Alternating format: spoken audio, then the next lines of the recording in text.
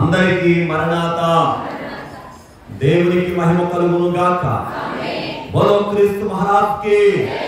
దేవునికి స్తోత్రం. దేవుని వాక్యం చదువుకుందాం. కొరింథీ పత్రిక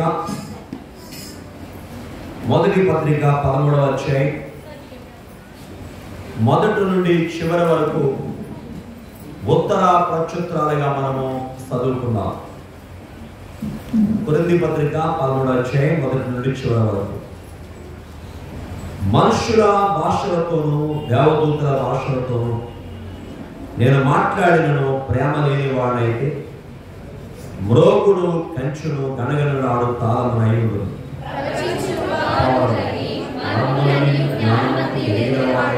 కొండలను పెరగింపగల పడిపోయిన విశ్వాసం గలవాడై ప్రేమ లేని వాడైతే నేను వేదల పోషణ కొరకు ఆస్తి అంతా ఇచ్చినను కాల్చబట్టుకున్న శరీరం అప్పగించినను నేను ప్రేమ లేని వాడైతే నాకు ప్రయోజనం ఏమీ లేదు.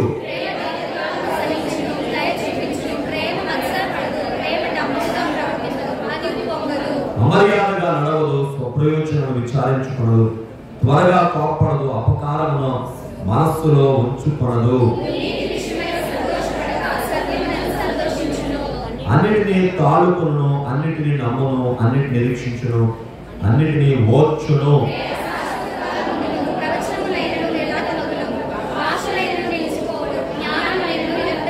మనము కొంత మట్టుకు ఎరుగుదము, కొంత మట్టుకు ప్రవచించుతున్నాము గాని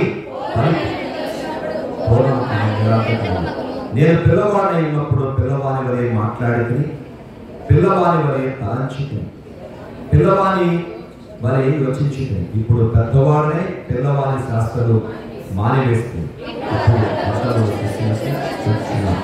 అప్పుడు ఇప్పుడు కొంత మట్టుకు ఏం లేదు, అప్పుడు నేను పూర్తిగా ప్రకారం పూర్తిగా లేదు.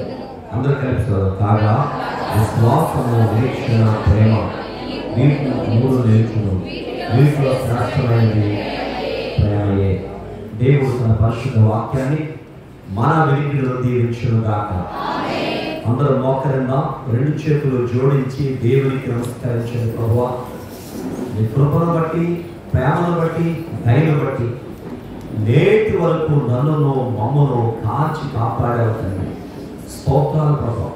మా జీవితంలో మరొక వారాన్ని బహుమానం ఇచ్చేవుతుంది అని మీరు రెండు చేతులు జోడించి కృతజ్ఞతా భావముతో దేవునికి హృదయపూర్వక నమస్కారం చెప్తాం. దేవానికి స్తోత్రములు. పరిశుద్ధుడా, మీ పరిశుద్ధమైన పాదములకు వందనాలు చెప్పి దేవునికి నమస్కరించండి. ప్రతి వారు కూడా దేవునికి నమస్కారం చెందా. గొప్ప దేవానికి స్తోత్రములు, కన్న తండ్రికి స్తోత్రములు, పరిశుద్ధుడానికి స్తోత్రములు, దేవునికి స్తోత్రం చెందిన ఆయన సన్నిధికి మనల్ని నడిపించిన దేవాది దేవుడు, పరిశుద్ధుడైన దేవుడు, అమూల్యమైన వాడు, పరిపూర్ణుడు దేవునికి నమస్కారం. మొట్టమొదటిగా దేవునికి వందనాలు చెప్తాం. మహాపరిశుద్ధుడా, మీకు వందనాలు నైనా. గౌరవ పాత్రుడు తండ్రి, నీకు స్తోత్రములు. పరలోకపు దేవ, పరిశుద్ధుడా, ప్రేమగల దేవ, పూజనీయుడా, మీకు వందనాలు చెల్లిస్తున్నాను. మీ ఘనమైన నామమును బట్టి నమస్కరిస్తున్నాను. అయా, ఈ యొక్క సెప్టెంబర్ మాసంలో ఈ 4వ ఆదివారము తండ్రి, మీ సన్నిధానంలోనికి మమ్మల్ని తెచ్చిన దేవా, మీతో గడిపే చక్కని సమయాన్ని ఇచ్చిన తండ్రి, మీకు ప్రణతులు, వందనాలు, స్తుతులు చెల్లిస్తున్నాను. అందరూ మీ సన్నిధి కూర్చుని మీ చిత్తమో నాయన వారందరినీ ఏర్పాటు స్థలానికి నడిపించాలని నమ్ముచున్నాం.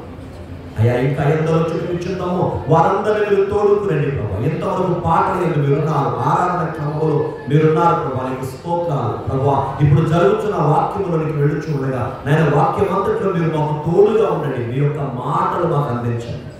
అయ్యా, కూడి ఉన్న మేము మీ సన్నిధిలో జాగరూకత కలిగి ఉన్నట్లు సహాయం చేయండి. మా మాటలు, మా హృదయ ధ్యానము నీకు అంగీకారంలో ఉన్నట్లు మార్చండి ప్రభు. నీ సన్నిధిలో మా కన్నులు నీ వైపు చూడాలి ప్రభు. నీ సన్నిధిలో మా చెవులు నీ మాటలు వినాలి తండ్రి. నీ సన్నిధిలో జాగ్రత్త కలిగి ఉండాలి ప్రభు. యెహోవా మందిరములకు వెళ్తుని జనులు నాతను సంతోషించింది. యెహోవా మందిరములకు వెళ్ళినప్పుడు నీ ప్రవర్తన జాగ్రత్తగా చూచుకున్నామని జ్ఞాని సొలొమోను అంటున్నాడు ప్రసంగి గ్రంథంలో. కాబట్టి మేమందరం జాగ్రత్తగా నీ సన్నిధిలో వాక్యం వినగలరు. మా అందరి అంతరంగముల వైపు తిప్పండి ప్రభువా. వందనాలు నీ వాక్యం వెలుగుతో మా హృదయాలను వెలిగించి మా మంచి బోధకుడైన యేసు నామమున అడుగుచున్నాము తండ్రి. ఆమేన్. కూర్చోండి. తిమోతికి రాసిన మొదటి పత్రిక 4వ అధ్యాయం 11-12 వచనం చదువుకుందాం. తిమోతికి రాసిన మొదటి పత్రిక. నీ యవ్వనమును బట్టి ఎవరిని తృణీకరింపలేము గాని మాటలోనూ ప్రవర్తనలోనూ ప్రేమలోనూ విశ్వాసంలోనూ పవిత్రతలోనూ విశ్వాసులకు మాదిరిగా ఉండుము. చాలు. ప్రభు నామమును బట్టి కృపా సమాధానం మనకెల్లరికీ కలుగును గాక. ఆమేన్. దేవుని యందు ప్రియమైన వారలారా, దేవుని పరిశుద్ధ సన్నిధానములో ఆయన పాదాల చెంత ధ్యానించడానికి దేవుని సమయానికి మనం తోడుకొచ్చారు. దేవుని వాక్యం మనకి మాట్లాడుతుంది, మనతో మాట్లాడుతూ మనకు చెప్తున్న విషయం ఏంటంటే, ఆవిడ తిమోతి అనే వ్యక్తికి, ఎవరుడైన తిమోతికి పౌలు దైవజనుడు రాస్తున్నాడు. ఓ తిమోతి, నీవు 5 విషయాల్లో విశ్వాసులకు మాదిరిగా ఉండాలి. ఏంటి 5 విషయాలంటే? 1 మాట, 2 ప్రవర్తన, 3 ప్రేమ, 4 విశ్వాసం, 5 పవిత్రతలో విశ్వాసులకు మాదిరిగా ఉండుము. మనం గత వారం 2 అంశాలు చెప్పుకున్నాం. ఆ 2 అంశాలు ఏంటి? 1 మాట, 2 ప్రవర్తన. మన మాట ఎలా ఉండాలో చూచాం. మన మాట బలమైనవిగా, సంతోషకరమైనవిగా, సందర్భానుసారంగా ఉండాలని కొన్ని విషయాలు మనం చెప్పుకున్నాం. అలాగే మన ప్రవర్తన ఎలా ఉండాలి? దేవుని కట్టడం లోబడినట్టుగా, నీతి ప్రవర్తనగా, సత్ప్రవర్తనగా మన యొక్క ప్రవర్తన ఉండాలి. అంటే మన మాట, మన నడక కూడా ఎవరికి ఇష్టంగా ఉండాలి? దేవునికి ఇష్టంగా ఉండాలి. విశ్వాసులకు మాదిరిగా, అనేక మందికి మాదిరిగా ఉండాలి. ఇప్పుడు మనం 3వ విషయం వద్దాం. ప్రేమ. చెప్పడమా? ప్రేమలో నువ్వు ఎలా ఉండాలంట? మాదిరిగా. అందరూ చెప్పడమా? మాదిరిగా. దేవుని స్తోత్రం. ప్రేమ అనే మాట చెప్తున్న వ్యక్తి ఎవరంటే, ఒకప్పుడు క్రూరుడైన వ్యక్తి. ప్రేమలో నువ్వు మాదిరిగా ఉండు అని చెప్తున్న వ్యక్తి ఒకప్పుడు ప్రేమ అంటే ఎరగని వ్యక్తి. ఒకప్పుడు క్రైస్తవ సంఘాన్ని నేను సంహరిస్తాను, నాకు తాకీదులు ఇవ్వండి, పర్మిషన్ ఇవ్వండి తీసుకొని క్రైస్తవ సంఘాన్ని అంతమొందించడానికి బయలుదేరిన వ్యక్తి. ఆ క్రమంలో దేవుని చేత పట్టబడి దేవునికి సాక్షిగా మారిన ఆ సౌలనబడే పౌలు. దేవునికి మహిమ కలుగును గాక. నేటి కాలంలో కూడా క్రైస్తవ లేకుండా చేయాలని అనేక మంది రకరకాలుగా చెప్పండి ప్రయత్నాలు చేస్తాము. మనకు ఆ న్యూస్ విని నేను ఆశ్చర్యపోయాను. ఒక ఆయన క్రైస్తవ్యాలు లేకుండా చేయాలని చెప్పేసి కంకణం కట్టుకుని అనేక ఉద్యమాలు చేశారు. ఏం జరిగిందో తెలుసా? అతని మరణానంతరం అతని ఇల్లు బైబిల్ సొసైటీ వారు కొని బైబిల్ ప్రింటింగ్ చేసే ఇల్లుగా మారిపోయింది. దేవునికి మహిమ కలుగును గాక. దేవుని ప్రేమ ఎరగని ఆ సౌలు దేవుని ప్రేమను ప్రకటించే పౌలుగా మారాడు. ఆ పౌలు గారు తన సేవకుడు లేక తన శిష్యుడు యవనస్తుడైన తిమోతికి చెప్తున్నాడు, ఓ తిమోతి, నీవు ప్రేమలో మాదిరిగా ఉండాలి. 5 విషయాలు మనం 3 చెప్పుకున్నాం కానీ ఇక్కడ చూసాం. ప్రేమలో నీవు ఎలా ఉండాలంటే మాదిరిగా ఉండాలని చెప్పి రాసుకుంటూ వచ్చాడు. ఆయన రాసినటువంటి పౌలు గారు రాసినటువంటి పత్రికలో కొరింథీ పత్రిక 1వ పత్రిక 13వ అధ్యాయం మనం తీసుకుంటే ప్రేమ అనే మాట మీద అధ్యాయం అంతా ఉంటుంది. మనం చదివించగల ప్రచుతాలు మనం చదువుకున్నాం. అందులో ప్రేమల గురించి రాస్తుంటాడు. నేనంటే కలిగి ఉన్నా, పేదల కోసం నీ ఆస్తి చేసిన ప్రేమ లేని వాడనైతే వ్యర్థుడను. ప్రేమ అన్నిటికంటే ప్రాముఖ్యమైందని చెప్తాడు. ప్రేమ విలువైంది అని చెప్తాడు. ప్రేమ పరిపూర్ణమైందని చెప్తాడు. చివరికి వచ్చేటప్పటికి నిలిచేవి 3 అంటాడు. అవేంటంటే విశ్వాసము, నిరీక్షణ, ప్రేమ. వీటిలో కూడా శాస్త్రమైంది ప్రేమయే అని ముగించాడు. ఆ కొరింథీ పత్రిక 1వ పత్రిక 13వ అధ్యాయం మనం చూస్తే ఆ మాటలన్నీ మనకు కనబడతాయి. చదువుకున్న కదా. ప్రియమైన వాళ్ళ ప్రేమ అనే మాటల గురించి మనం కొన్ని విషయాలు ఈరోజు ధ్యానం చేసుకుంటాం. అయితే లోకంలో రకరకాల ప్రేమలు, మోసపుచ్చే ప్రేమలు. ఒక వయసు వచ్చిన తర్వాత యవనస్తులు ఎవరో మాటలు విని వారి జీవితాలను పాడు చేసుకున్నారు. అది ప్రేమ అనుకుంటున్నారు. దేవుని బిడ్డారా, దేవుడు చెప్పే ప్రేమ, వాక్యం చెప్తున్న ప్రేమ, దేవుడు మనకు చూపించిన ప్రేమ, దైవజనుడు పౌలు గారు చెప్తున్న ప్రేమ అటువంటి ప్రేమ కాదు అన్నది మొదటి మీరు గమనించాలి.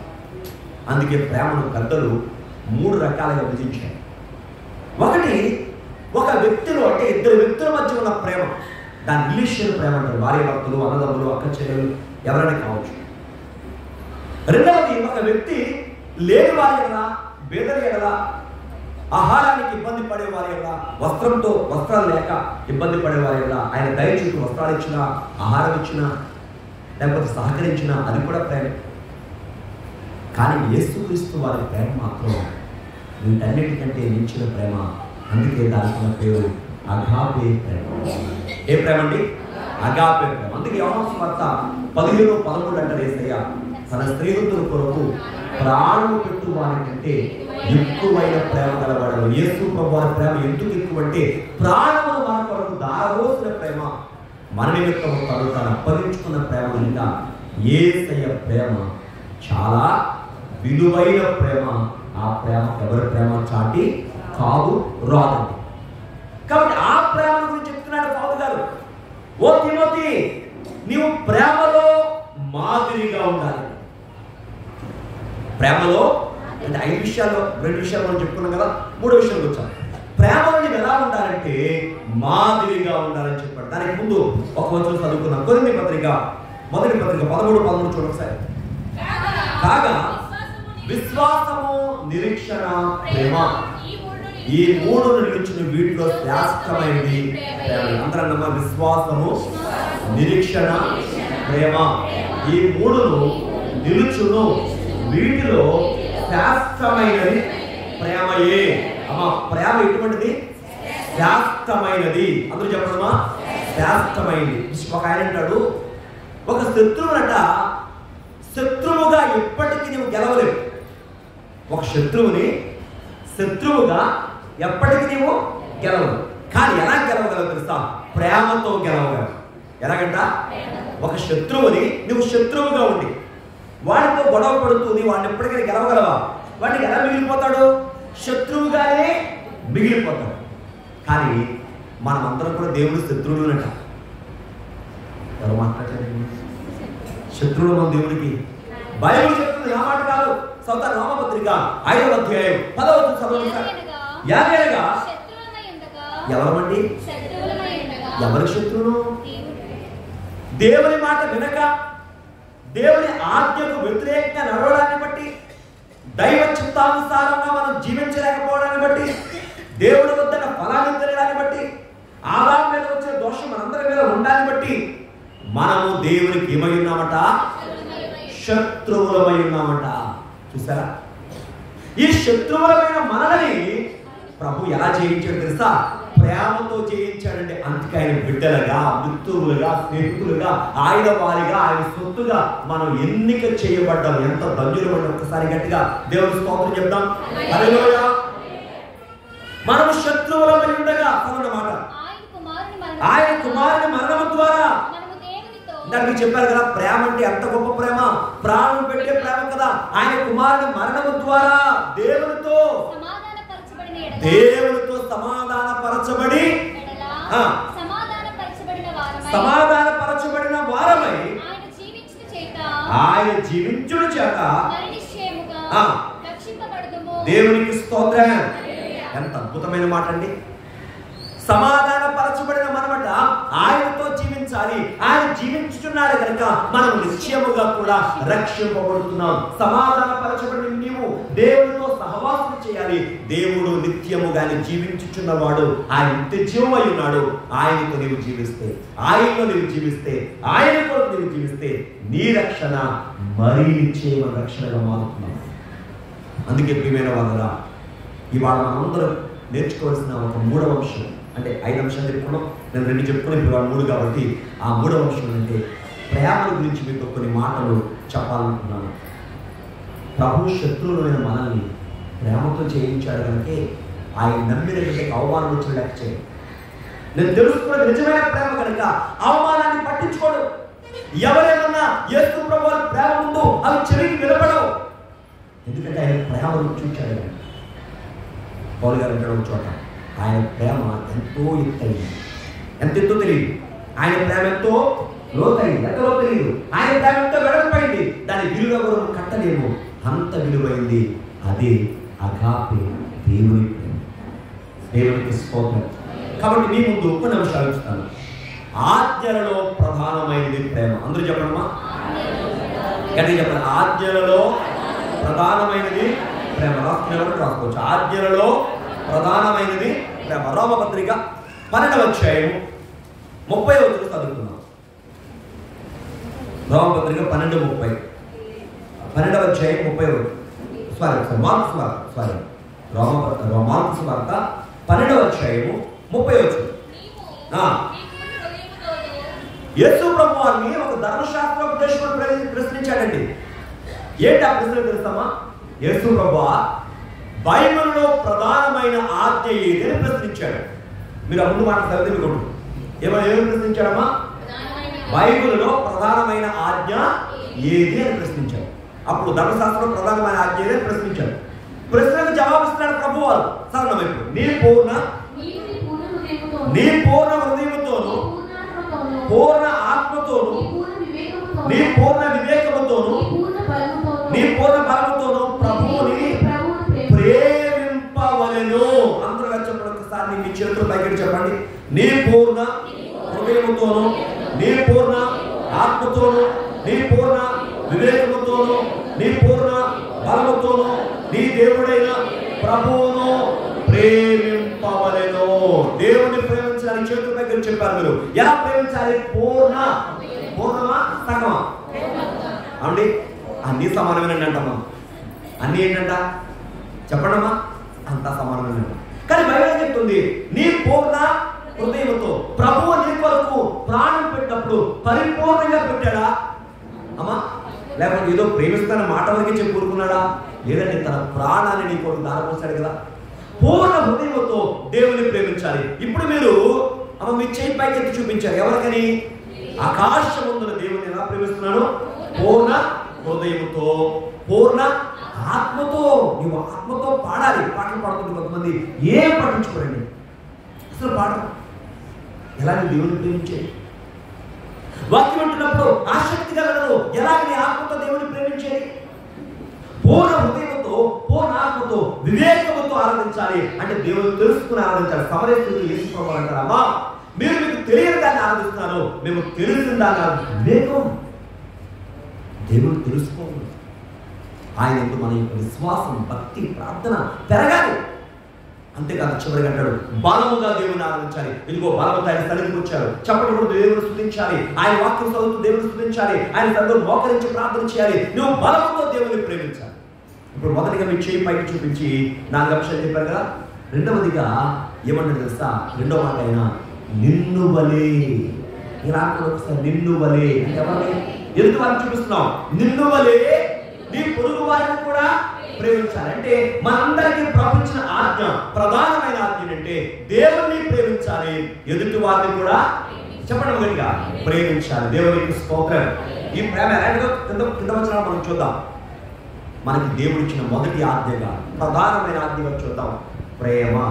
చెప్పడమా? అందరూ చెప్పండి. దేవుని ఆజ్ఞ పాటిస్తే నీ అవసరం ఆయన తీరుస్తాడు. మన అవసరం కోసమే ఆరాటపడితే తీరదు ఎప్పటికీ. మన అవసరం కోసం ఆరాటపడద్దు. మన అవసరాలు తీర్చే దేవుడు ఉన్నాడు కనుక దేవుని ఆజ్ఞ కోసం ఆరాటపడదాం. ఆ ఆజ్ఞ ఏం చెప్తుందంటే ప్రేమించేవాడిగా ఉండాలి. దేవుని ప్రేమించాలి. చెప్పండి. తోటి వాళ్ళని కూడా ప్రేమించాలి. ఆ తోటి వాళ్ళని ప్రేమించే ప్రేమ ఎలాంటిది ఉండాలి? నిష్కపటమైనది ఉండాలి. అమ్మా ఎలాంటిది ఉండాలి? కనుక వచ్చిన చూద్దాం. ప్రియమైన వల్ల మనకిచ్చిన ఆజ్ఞల్లో మొదటి ఆజ్ఞ చెప్పండి దేవుణ్ణి ప్రేమించాలి. చెప్పండి ఎదుటి వారిని కూడా ప్రేమించాలి. ఎలా ప్రేమించమన్నాడు ఆయన? నిన్ను వలే. ఎలాగంట? మనల్ని వలే. మనం ఏం చేస్తాం? ఎదుటి వారికి పేర్లు పెడతాం. అమ్మా సంఘంలో ఉన్న మనం అందరం ఒకటే గమనించండి. పేరు పెట్టదు ఎవరికి. తిరిగి ఆ పేరు మనతో అంతేనా? చెప్పండమ్మా, ఎక్కడ మాట్లాడేద్దాం, చెప్పాలి. వాక్యం ఎప్పుడో పెట్టకని చేస్తే బాగా ఉంటారు, అంతేనా? వాక్యం అంతా మర్చిపోయి ఏం పట్టుకుంటారు? పాస్ గారు పిల్లలు కాలం పెట్టకాలు బాగా చెప్పారు. నేను అంటాను, మీరు అన్నం తినేటప్పుడు అమ్మా అన్నమే ఆరోగ్యం, కూర ఆరోగ్యం, అలాగని చెప్పి నాలుగు చప్పడిపోయిందని ఒక పచ్చడి పెట్టుకుంటే ఆగా పచ్చడి పక్కన ఏం చేస్తాం? జస్ట్ లైట్గా కొంచెం నాలుగుకి రుచి చూపిస్తాం, అవును కదా? అలాగని చెప్పి ఎక్కువ పచ్చడి తినేస్తాం. మన ఎవరో ఒక సహోదరుడు ప్రార్థించేవాళ్ళు ఫోన్ చేస్తారు. ఏంటంటే ఆ తల్లికి ఆల్రెడీ కొంచెం ప్రాబ్లం ఉంది, కానీ నాలుగు చప్పడిపోయిందని ఆ తల్లి పచ్చడుతుంది, బీపీ తగ్గట్టు. ఎందుకంటే డయాలసిస్ పేషెంట్. చూసారా, అది ఆరోగ్యకరం కాదు. ఆరోగ్యకరమైన ఆహారం వేరు అమ్మా. దేవుని వాక్యం కూడా ఆరోగ్యకరం. మనకు పెట్టగలంటే మనకు ఇంట్రెస్ట్, వాటిని మనం వింటున్నాం. దేవుని వాక్యాన్ని శ్రద్ధగా మనం వింటే మనకు ఎంతో ఆశీర్వాదకరం. దేవుని స్తోత్రం. ఆజ్ఞలో ప్రధానమైన ఆజ్ఞ ఏది? దేవుని ప్రేమించాలి, చెప్పండి, పొరుగు వారిని కూడా ప్రేమించాలి. ఇది మొదటి. రెండవది చూస్తే శిష్యత్వమునకు పునాది. దేవుని బిడ్డలుగా పునాదట ప్రేమ అనడమా? పునాది ప్రేమ. మన శిష్యత్వానికి పునాది ఏం చెప్పండి? ప్రేమ. ఒక మాట చెప్పాలి, మన పునాది ఎంత బలంగా వేసుకుంటే మన ఇళ్ళ ఎత్తుగాను బలంగాను ఉంటుంది, అంతే కదా? కానీ పునాది బయటికి కనబడదా? కనబడదు. పునాది బయటికి కనబడదు. పునాదిని స్థిరపరుస్తాం మనం. పునాది బలంగా ఉండాలి, దాని మీద మనం కట్టుకుంటాం. అలాగే దేవుని వాక్యం ఏం చెప్తుందంటే శిష్యత్వములకు పునాది. అంటే దేవుని బిడ్డలుగా, దేవుని శిష్యులుగా నీవు పునాది స్థిరంగా ఉండాలంటే, నువ్వు ప్రేమలో స్థిరమైన వాడిగా ఉంటే అదే నీకు ఆత్మీయ జీవితానికి ఒక పునాదిగా మారుతుందండి. వాక్యం చూద్దామా? యోహాను సువార్త 13వ అధ్యాయం 34వ వచనం చదువుకుందాం. మీరు ఒకరినొకరు ఒకరినొకరంటే అక్కడ ఎవరి ఉద్దేశం మాట్లాడుతున్నాడు ఆయన? శిష్యుని. ఒకరిని ఒకరు ప్రేమింపవలనని మీకు నేను క్రొత్త ఆజ్ఞ ఇస్తున్నాను. దేవుని స్తోత్రం. చెప్పండి నాతో, ఒకరినొకరు ప్రేమింపవలను. అంటే ఒకరినొకరు ప్రేమించడం ఏంటి? గౌరవించడం. ఒక తండ్రి వంటి ప్రేమ, ఒక సోదరి వంటి ప్రేమ. అమ్మా వినాలి, మాట్లాడుకో. ఒకరినొకరు గౌరవించాలి. మనం ఒకరినొకరు ఏం చేయాలట? ప్రేమించడం, గౌరవించడం. కానీ ఇవాళ మనలో ద్వేషం పెరిగిపోయింది, ఇవాళ మనలో స్వార్థం పెరిగిపోయింది, మనమనే గొప్ప పెరిగిపోతుంది. ఒకరినొకరు ఏం చేయాలి? ప్రేమించాలన్నమాట.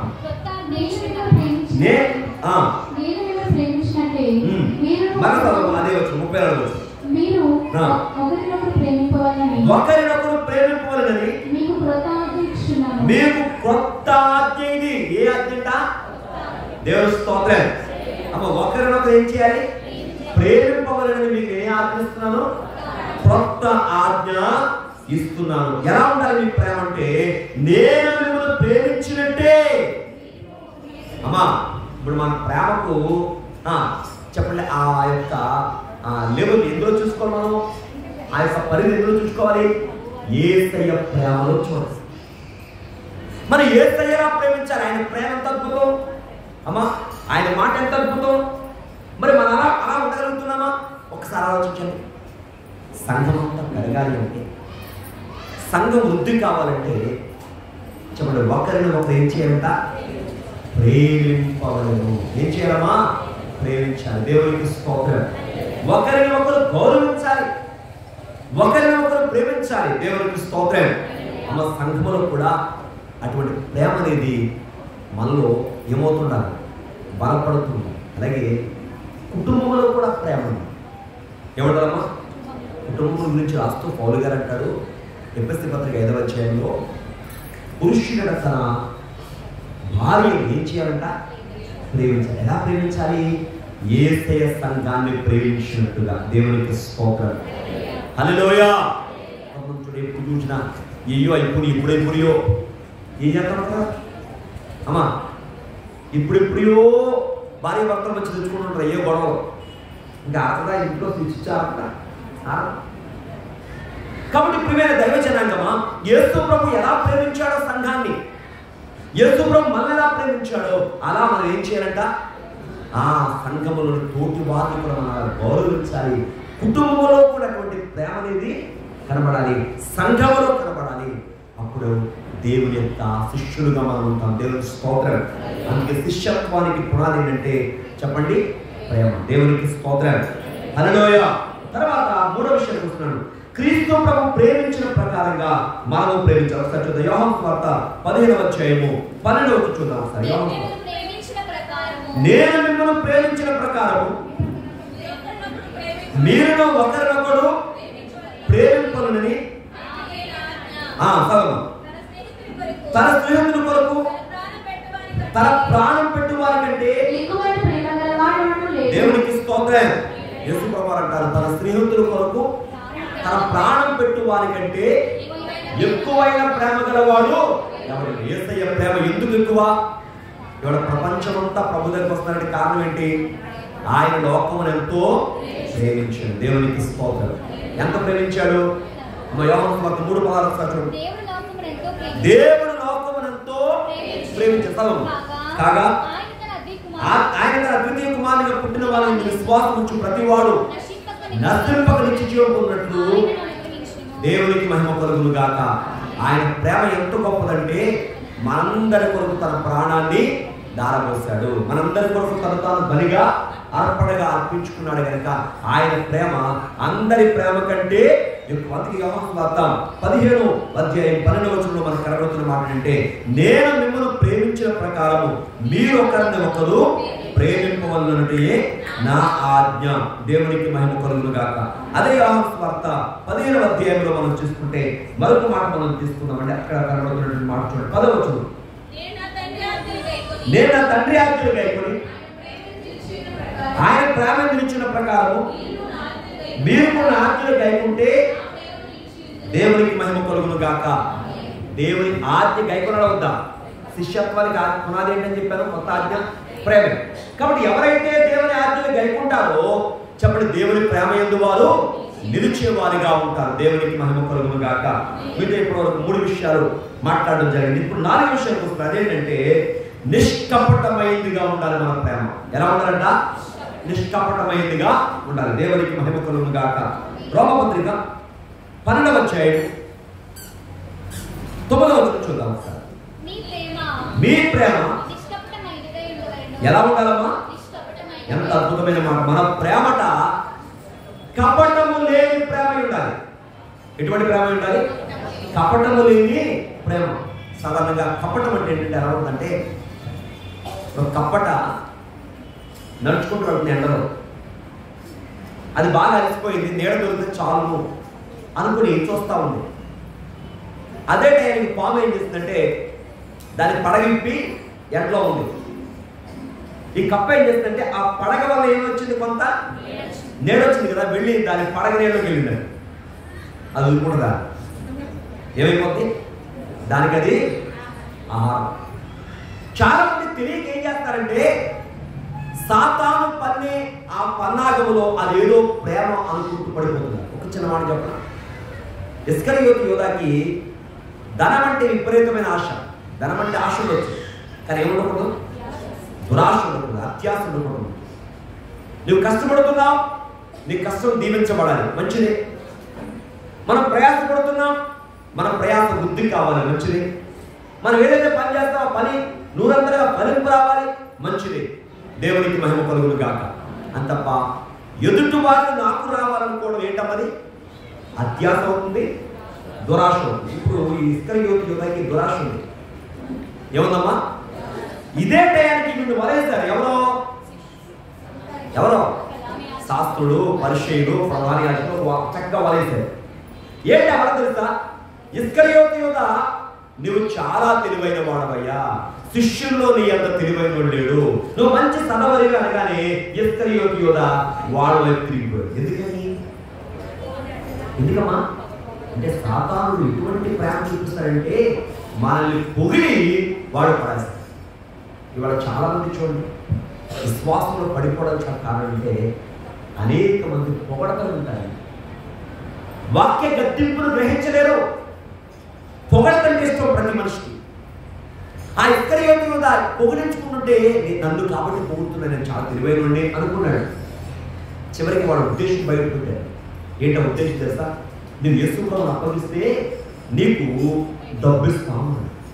ఏమిస్తాం? వీడు దేనికి ఆశపడతాడు? ధనం అంటే ఆశ.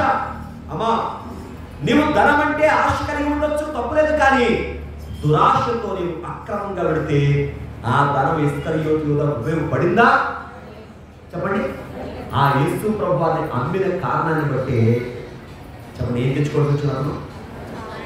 ప్రభుత్వానికి వెళ్ళాలి. మనిషి కుమారుడు వెళ్ళిపోతాడు ఎలాగైనా. అది ఎవరి వల్ల జరుగుతుందో ఆ మనుషుడికి ప్రభు చిత్తానుసారంగా, దేవుడి చిత్తానుసారంగా ప్రభు వెళ్ళిపోతారు శిలువకి. కానీ అది ఇస్కరియోతు యూదా తెచ్చుకున్నాడు ఆ నింద తన మీద. కారణం ఏంటి? దురాశ గర్భము ధరించి పాపము కలగా, పాపం పరిపక్వమై మరణానికి అంటున్నది బయలు. అమ్మ, మనం ఎలా ఉండాలంటే, ఎటువంటి ప్రేమ ఉండాలి మనకి? నిష్కపటమైంది, కపటము లేని ప్రేమ కావాలి. కొంతమంది కపటముతో లోకము దేవుని బిడ్డలను ఇవాళ అనేక విధాలుగా పడగొట్టడానికి, సంఘాన్ని చెడగొట్టడానికి ప్రయత్నం చేస్తుంది. దైవ జనాంగమా, యేసు ప్రభువు వారి ప్రేమ నిష్కపటమైన ప్రేమ. నీవు కూడా ఆ ప్రేమ ఏంటో వాక్యం ద్వారానే గ్రహించాలి. సర్వట కింద రాయడు. ఆ నిష్కపటమైన ప్రేమ దేవునికి మహిమ కలుగును గాక. తీసుకోండి రామపత్రిక చూస్తారా, 9వ అధ్యాయం 12వ అధ్యాయం 9వ వచనం. నిష్కపటమైన ప్రేమట దేన్ని అసహించుకుంటామా? చెడుగును అసహించుకుంటుంది. దేవునికి మహిమ కలుగును గాక. నిష్కపటమైన ప్రేమ చెడుగును ఏం చేస్తామా? అసహించుకోవడం అంటే ఏంటి? ఇప్పుడు మనం క్యాండిల్ నుంచి ఉమ్మేసామండి, కప్పు వచ్చి ఉమ్మేసాం. ఆ వేయబడిన ఉమ్మును మనం పొరపాటు కాదు తొక్కుతామా? ఎందుకని? అది అసహ్యం. అవునా కదా? చెడుగును మనం అసహించుకోవాలి. దాన్ని మరలా ప్రేమించడానికి వీలు లేదు. చాలా మంది చూడండి, వ్యర్థమైన తాగుతారు, వ్యర్థమైన తింటారు. ముద్దే వాక్యం చెప్తున్న మాటలు. రోజు నేను దుర్పట్టు ప్రారంభించాను. నా దగ్గర ఒక సైకిల్ వెళ్తుంది. ఆ సైకిల్ మీద నేను చుట్టూ తాగుతున్నాను. నేను గమనించలేదు. ఎదురుకుండా కూడా బస్సు వస్తుంది కదని నేను మెల్లగా ఆ సైకిల్ అంటే వెళ్తాను. ఆ చుట్టుపక్కల నాకు నోట్లో పడింది. ఇంకేముందా యారంతా నాకు రొప్పే. చుట్ట ప్రేమించేవాడికి ఎలా ఉన్నది? ఆడికి రొప్ప లేదు, ఏమి నాకు జస్ట్ అలా కడుక్కోలేదో ఏమొచ్చేసింది రొప్ప. ప్రియమైన వాళ్ళ చెడుగును ప్రేమించేవాడు ఏమనుకున్నాడంటే అది మంచి అనుకున్నాడు. ఒక సిగరెట్ ప్యాకెట్ మీద రాస్తాడు, cigarette smoke is injurious to health అని. సిగరెట్ తాగేవా, అది ఆరోగ్యానికి హానికరం రాస్తున్నాడు. మనమే కళ్ళు మూసుకుపోయి ఏం చేస్తున్నాం? కొనుక్కుంటా ఉంటున్నాం. అది చెప్పి అవుతున్నాడు. ఇదిగో రాసింది దాని మీద, నువ్వు తాగేవో చచ్చిపోతామని రాసావు. ఇంకా ఈ మధ్యకాలంలో ఆ సిగరెట్ పెట్ల మీద చెప్పండి ఏమొస్తాయో కూడా బొమ్మలు కూడా వేస్తారు. అయినా కళ్ళు మూసుకుని ఏం చేస్తారు?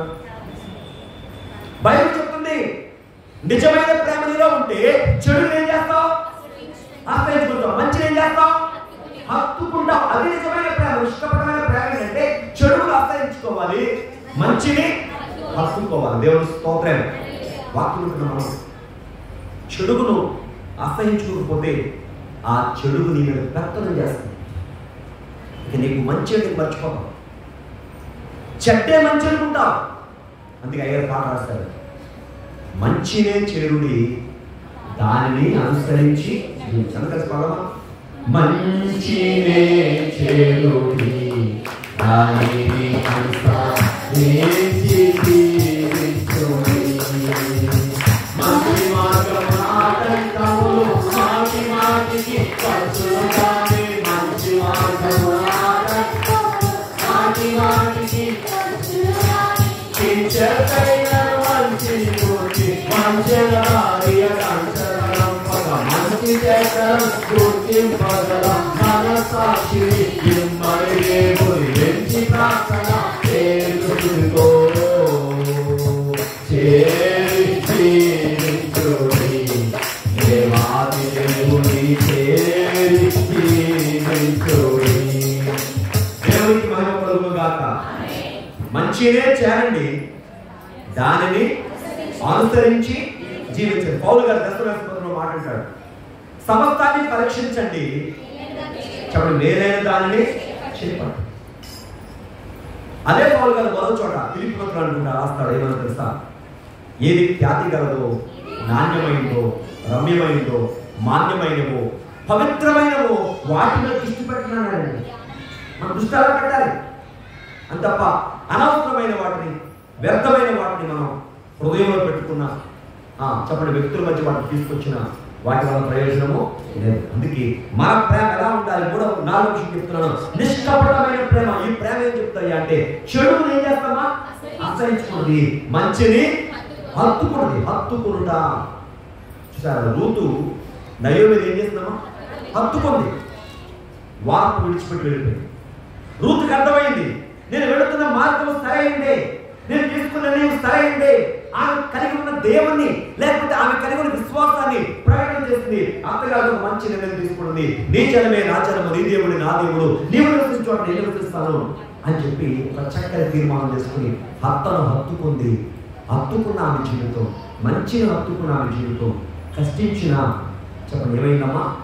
ఉన్నతమైన స్థాయికి వచ్చింది. దేవుని స్తోత్రం. చాలా మంది దేవుని వాక్యం అర్థం కాక అపార్థం చేసుకుంటారు. రూతు ఎవరో మోయాబీయురాలు.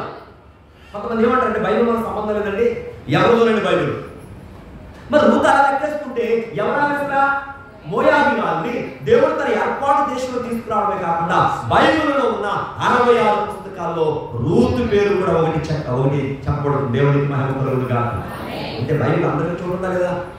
నేను మొన్న ఎప్పుడో ఒకసారి చదువుతుంటే ఆశ్చర్యం ఉంటుంది.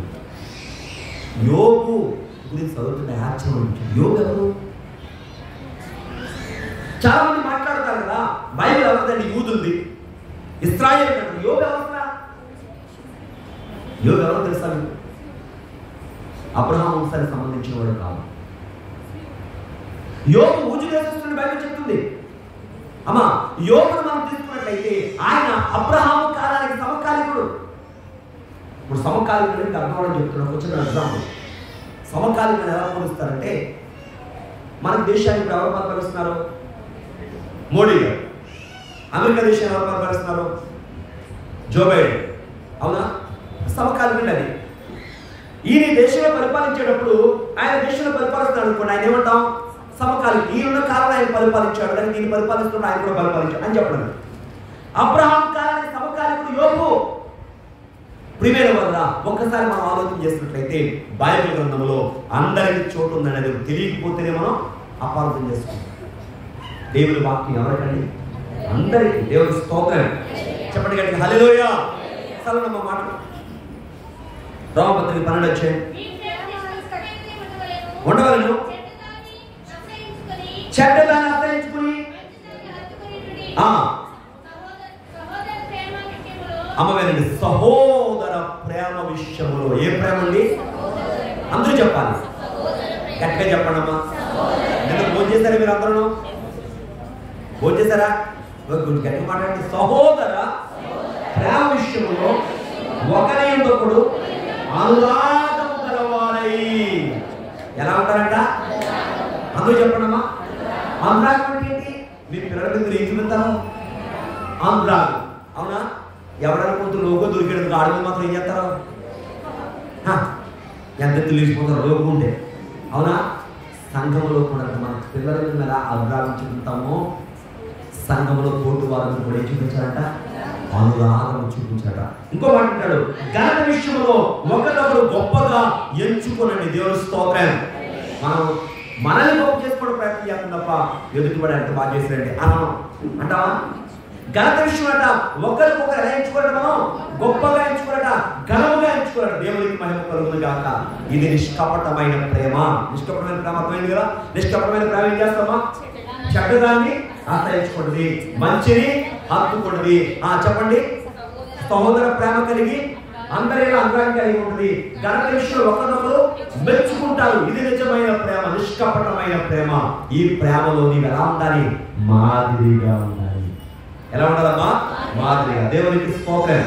ఇక 4-5 అంశాలు చెప్పి ముగిస్తాను. అదే 5 అంశాలు. ఏంటి 5 అంశం అంటే మన ప్రేమట వృద్ధి చెందాలట, రాకలట. ఎలాగమ్మా? ప్రభు రానయ్య త్వరలో పౌలు గారు అంటాడు, మనం ఆయన ప్రేమను ఏమవ్వాలి? అభివృద్ధి చెందాలి. మన ప్రేమ అభివృద్ధి చెందుదామా? కిందకి దిగిపోతుందా? చూడండి, మన ప్రేమ ఏమవ్వాలి? అభివృద్ధి చెందాలి. దశ రాసిన పత్రిక మొదటి పత్రిక 3వ అధ్యాయం 12వ చూడండి.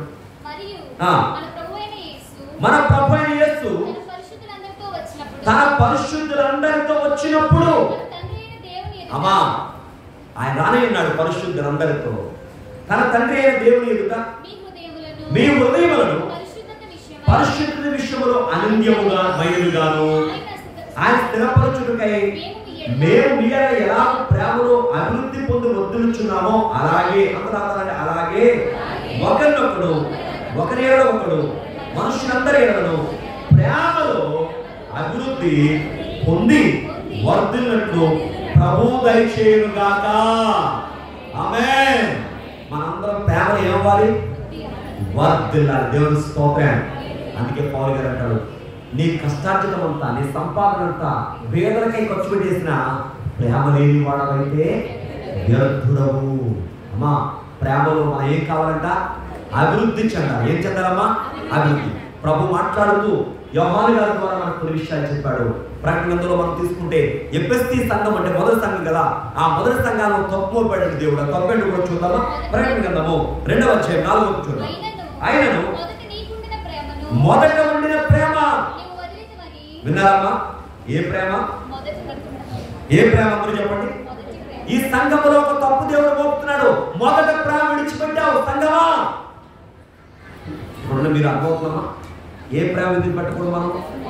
మొదట నీకున్న భక్తి, విశ్వాసం, ప్రేమ, దేవుని నీవు కలిగి ఉన్నటువంటి ఆ యొక్క మోకాల జీవితం, సన్నిధి జీవితం, క్రమమైన జీవితం, ఆ దేవుని యొక్క ప్రేమలో మొదటిగా ఏం తెలుసుకున్నావో అది వృద్ధి అవ్వాలి తప్ప ప్రేమని వదిలిపెడితే మన ఆత్మీయ భావన ఎలా వెళ్ళిపోతుంది? అందుకే ముందు చెప్పారు కదా, ప్రేమ అనేది ఒక పునాది చెప్పారు కదా, పునాదికి పక్కనే విల్లు కడితే ఎలాగా? అవును కదా. కాబట్టి వాక్యం ఏం చెప్తుందంటే మొదట ప్రేమ వదిలిపెట్టింది. అయితే సంఘం ఎటువంటిది? చాలా గొప్ప సంఘమే. దేవుడు అన్నాడు కదా 2వ సంవత్సరం చూడండి, నీ క్రియలను నీ కష్టములను సహనం ఎరుగుదును, నీవు దుష్టులను సహింపలేదు, నీవు అపస్తులు కాకే తాము అపస్తులు మనం చెప్పుకున్న వారిని పరీక్షించి వారి అబద్ధులను నీవు కనుగొట్టు మరియు నీవు సహనం కలిగిన నామమును ఎంతో భారం భరించి అలసిపోలేదని నేను ఎరుగుదును. ఈ సంఘానికి అన్ని ఘనతలు ఉన్నాయి. దేవుని కొరకు భారం భరించింది, దుష్టులను సహించలేదు, దేవుని యొక్క సన్నిధిలో ఎదుగుతుంది, కానీ బాగుంది. కానీ మొదట ఉన్న ప్రేమ వదిలేసింది. కానీ పౌలు గారు అలా కాదు సంఘమా, ప్రభు రాకడకు మన ప్రేమలో ఏమవుతున్నాం? అభివృద్ధి పొందాలి. దేవుని స్తోత్రం. ఎలా చూడండి, మన అభివృద్ధి అంటే ఇష్టమే కదా. వ్యవసాయంలో అభివృద్ధి కావాలి, వ్యాపారంలో అభివృద్ధి కావాలి, ఉద్యోగంలో అభివృద్ధి కావాలి, బిడ్డ చదువులో చెప్పండి అభివృద్ధి కావాలి. మరి ఆత్మీయంగా దేవుని ప్రేమలో కూడా అభివృద్ధి పొందాలి. అలాంటి ప్రేమ మనలో కనబడాలి. యేసు ప్రభు ప్రేమలో పొందిన మనం ఆ ప్రేమ ఏం కావాలంటే మనం అభివృద్ధి చెందాలి. దేవునికి స్తోత్రం. చెప్పండి గట్టిగా హల్లెలూయా. అందరూ ఒకసారి గట్టిగా చెప్తాం హల్లెలూయా. దేవుని ప్రేమలో మనం ఏం కావాలి? అభివృద్ధి. మొదట ప్రేమ వదులుతున్న నీ మీద నేను తక్కువ ఒకటి కాబట్టి కానీ అలా ఉండకూడదు. కానీ దేవుని ప్రేమలో మనం ముందుకు కొనసాగుతూ ఆయన సన్నిధిలో మనం ఆయన సహవాసంలో ముందుకు నడవలసినటువంటి వారమైనామండి. చూడండి, మనం చూసినట్లయితే దేవుని వాక్యం మనకు కలిగిస్తూ ఉంది. చివరిగా ఒక మాట నేను జ్ఞాపకం చేసి ముగిస్తానని. చివరి మాటది శాశ్వతమగు ప్రేమట. ఏ ప్రేమ అండి? శాశ్వతమగు ప్రేమ. అందరూ చెప్పండి మాట, శాశ్వతమగు ప్రేమ. దేవుని ప్రేమ ఎటువంటిది? శాశ్వతం. మనం ఆయన బిడ్డమైన మనం కూడా ఏ ప్రేమలో ఉండాలి? శాశ్వతమగు ప్రేమ ఎందు మనం ముందుకు సాగుతాం. పేతురు రాసిన మొదటి పత్రిక 1వ అధ్యాయం 22వ వచనం. క్షయబీజము నుండి కాక శాశ్వతమగు జీవము గల దేవుని వాక్య మూలముగా అక్షయ బీజము నుండి పుట్టిన వారు గనుక నిష్కపటమైన సహోదర ప్రేమ కలుగునట్లు మీరు సత్యములకు విధేయులు చేసి మనసును పవిత్రపరుచుకున్న వారండి ఒకరినొకరు హృదయపూర్వకంగా మిక్కుటముగాను ప్రేమించుడు. దేవునికి స్తోత్రం. కాబట్టి మన ప్రేమ శాశ్వతమగు ప్రేమగా ఉండాలి. తర్వాత మాట్లాడు సర్వశరీరులు గడ్డిని పోలిన వారు, అందమంతయు గడ్డి పువ్వులను, గడ్డి ఎండును, పువ్వు దానికి పువ్వును దానైతే ప్రభు వాక్యము ఎల్లప్పుడూ నిలుచును. మీకు ప్రకటించబడిన సువార్త ఈ వాక్యం. దేవునికి స్తోత్రం. ఈ భూమి మీద మనం ఎటువంటి వారమాట చెప్పడమా? భయపడకుండా గడ్డి పువ్వు లాంటి వారమాట. ఆ పువ్వు రాళ్ళను మనం కూడా ఏమవుతాం? ఏమో దేవుని చెప్పారు కదా. ఈ వాళ్ళ వరకు బాగున్నామంటే ఎవరి కృప? దేవుని కృప. రేపు ఏమై ఉన్నాం మనకి తెలియదండి. ప్రియమైన వారు, అందుకే శాశ్వతము దేవుని ప్రేమలో మనం ఏం కావాలంటే ఒకరి ఒకరు సహోదర ప్రేమ, గౌరవం మనకు కావాలి. సంఘములో ఒకరి మనకి ఒకరికి ఆప్యాయత కావాలి, అనురాగం కావాలి. ఆప్యాయత ఈ ప్రేమ ముందే చెప్పారు, లోక సంబంధమైన ప్రేమ కాదు, దైవికమైన ప్రేమ. యేసు ప్రభువు లోకానికి చూపించిన ప్రేమ. అటువంటి ప్రేమను పరిపూర్ణం కావాలి. చెడును అసహించుకోవాలి, మంచిని హత్తుకోవాలి. ఆ ప్రేమ నీకు కావాలి. అంటే దేవుడు చూపిన ప్రేమ నిజమైన ప్రేమ. ఇదిగో తిమోతికి పౌలు గారు అంటాడు, నీవు ప్రేమ యందు విశ్వాసులకు ఎలా ఉండాలి? మాదిరిగా. చెప్పండి, ఎలా ఉండాలి? మాదిరిగా. దేవునికి స్తోత్రం. దేని విషయంలో మాదిరిగా ఉండాలన్నాడు? 1 మాటలో మాదిరిగా, 2 ప్రవర్తనలో మాదిరిగా, 3 ప్రేమలో మాదిరిగా. 3 మాటలు ఇప్పుడు దాకా చెప్పుకున్నాం. దేవుని చిత్తమైతే మరలా వాళ్ళు మిగిలిన 2 అంశాలు విశ్వాసము, పవిత్రతలో ఆ 2 అంశాల గురించి రేపు వారం చూద్దాం. కాబట్టి దేవుని ప్రేమ యందు మనం మాదిరిగా ఉండాలి. ఎవరైనా కష్టంలో ఉన్నారా వారి మనం ప్రేమగా మాట్లాడాలి తప్ప హేళనగా మాట్లాడకూడదు. ఎవరైనా మనం ఏదైనా దేవుని దగ్గరకు వచ్చిన, దేవుని స్థాయి పక్కకు వచ్చిన పెట్టున్నారు, వారి మనం ప్రేమ కలిగి ఉండాలి. మన సంఘంలో ఎప్పుడైతే ప్రేమ చూపిస్తామో దేవుని యొక్క పని అనేది అక్కడ కనబడుతుంది, దేవుని యొక్క కార్యం అక్కడ కనబడుతుంది. దేవుని బిడ్డ అలాంటి ప్రేమ కలిగిన వారిని మనం జీవిస్తాయి. కృపలో మనం ఉంటూ ఆయన త్వరలో రాబోతున్నారు కనుక ఆ రాకడగా పెట్టాలంటే పరిపూర్ణమైన ప్రేమతో మనం నింపుకుంటూ, శాశ్వతమైన ప్రేమతో మనం ఉంటూ ఆ రాకడమైన ధన్యత ఈ వాక్యం ద్వారా ప్రభు మనకు దయచేయను కాక. పౌలు గారు ఒక మాట అంటాడండి, పిల్లవాడిగా ఉన్నప్పుడు పిల్లవాడిగా నడుచుకున్నాను, అలాగే యోచించాను, అలాగే మాట్లాడాను. ఎప్పుడైతే దేవుని ప్రేమ నాకు తెలుస్తుందో పిల్లవాడి శాస్త్రాలు అమ్మ దేవుని ప్రేమ వస్తే పిల్లల శాస్త్రం పోతుంది. ఎక్కడ కూడా ఇది అవశాస్త్రం అనమాట. 60 ఏళ్ళైనా పిల్లడాడు. ఎందుకని? ఏం పోలేదు అందులో? ఎక్కడాలు 50 పాలు పోలేదంటే ఏమనమాట? పిల్లవాడిని శాస్త్రం. పెద్దవాడు ఏమన్నా అవునా? కాబట్టి ఏమనుకుంటున్నాలో పిల్లవాడి శాస్త్రాలు మానేసి ప్రభు కృపలో ఎదుగుతూ ఆయన ప్రేమలో వర్ధులుతూ ఆయన రాకడ వరుడు ప్రియుడు ప్రాణాలు యేసయ్య మనకు అనుగ్రహించును గాక. ఆమేన్. మోకరించండి, 2 చేతులు జోడించి దేవునికి నమస్కరించండి.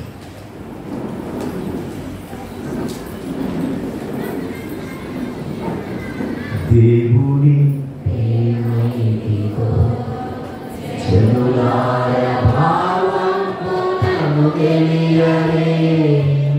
కేవలము నమ్ముకొనినా పరలోక జీవము మనకపును, పరలోక జీవము మనకపును.